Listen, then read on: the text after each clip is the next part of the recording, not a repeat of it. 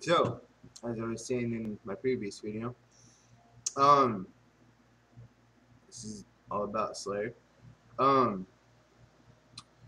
see where was that? Oh yeah, Lombardo. He just I don't know, dude. It's just hard to really tell you like to put in words. He's just one of those drummers and musicians that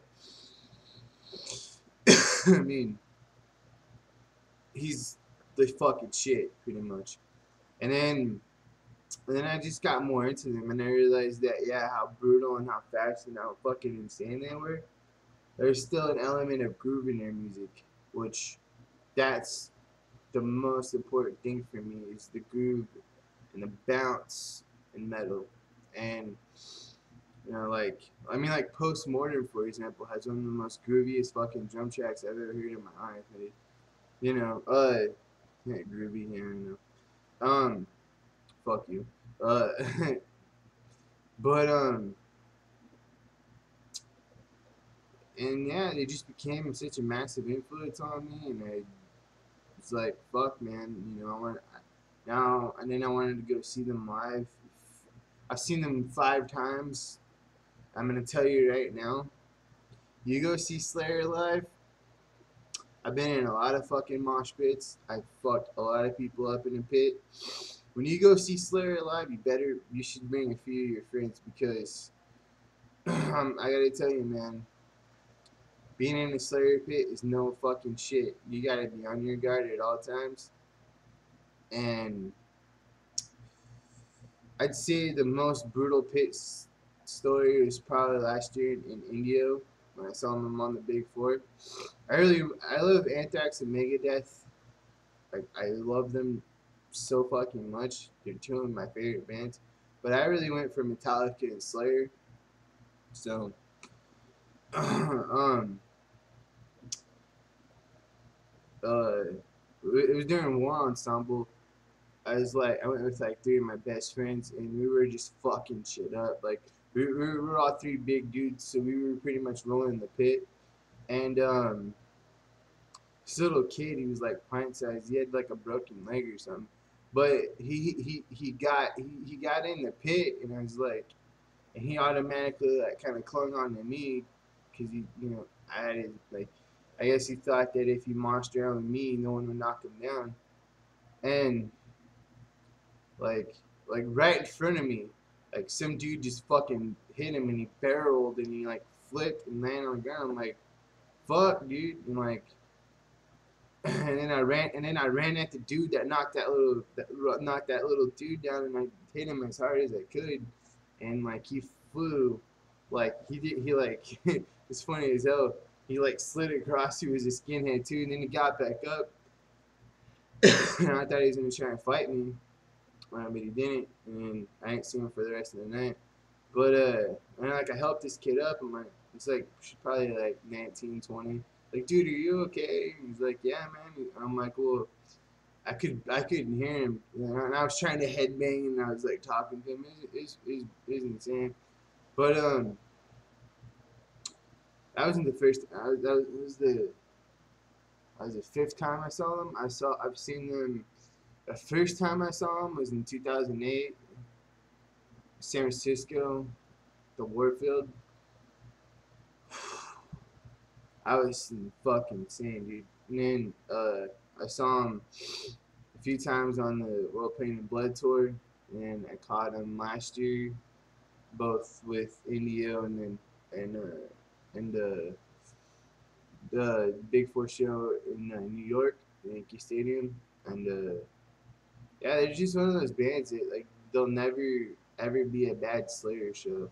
They're always on the top of their game. You know what you're gonna get, and they always deliver live. That's one of the things I respect about them is that another thing too that really kind of still like I feel I kind of it's kind of the same thing. It's kind of same things with the guys in Corpse or in Cannibal Corpse. Like you listen to their music and you look at the artwork and you read the lyrics and to maybe the non-metal fan, they may think that they actually do this shit, but like just from videos and interviews or whatever, or just from kind of getting like an understanding. I mean, they all seem like pretty much laid back dudes, which is like, you know, I mean, Kerry King, dude, like he looks like he'd rip your fucking throat out and eat it, you know. He just looks he just looks like that kind of guy. But and then he like when he talks and like in an interview or in a video of whatever, he's just like, is this the same guy that I just saw? You know, headbanging with his and looking like fucking Satan. You know, I mean, but yeah. So um, Slayer is a massive influence on me. They're definitely top 4 or 5 of my favorite bands. One of the greatest bands I think to ever touch metal. And you know, us white boys, man, we fucking love our Slayer. That's for damn sure. I don't, I'm not being racist there, but you know, that's kind of the truth. You know. Um.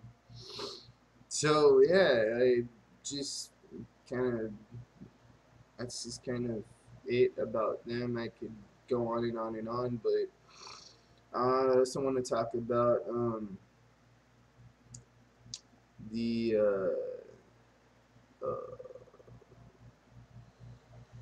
I want to talk about the cliches or the kind of I